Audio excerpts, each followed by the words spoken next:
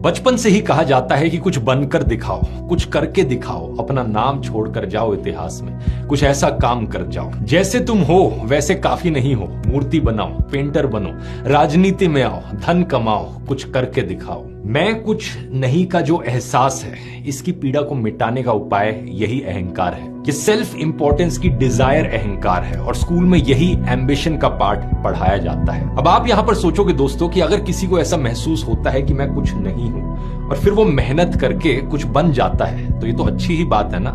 माँ बाप हम पर गर्व महसूस करेंगे कि हमने उनका नाम ऊंचा कर दिया, आईएएस बन गया, समाज में स्टेटस बढ़ गया। और अगर कोई ओलंपिक मेडल जीत आता है या फिर कोई ऑस्कर जीत जाता है तब तो पूरा देश गर्व करता है। और सबसे बड़ी बात, खुद को आईने में देखकर अच्छा लगेगा। क्या फीलिंग आएगी कि देखो मैं कुछ हूं, देखो मैंने क्या कर दिखाया। अब इस बात में प्रॉब्लम क्या है, इसे लेकर ओशो एक पौराणिक कथा सुनाते हैं। एक योगी था वन में, ध्यान में बैठा रहता। एक चूहा उसके पास चक्कर लगाता। योगी को भी उससे लगाव हो गया।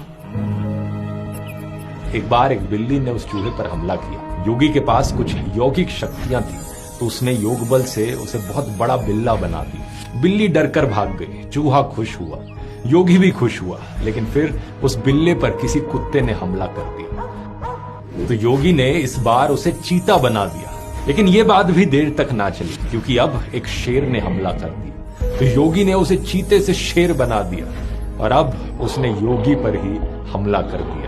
अब योगी घबराया, कहा कि अब ये तो मेरा ही चूहा और ये भूल ही गया। तो योगी ने कहा पुनः मुश्को भव, तो वह फिर से चूहा बन गया। ओशो कहते हैं कि जितनी आसानी से इस कहानी में वो शेर से दोबारा चूहा बन गए, इतनी आसानी से असलियत में नहीं होता।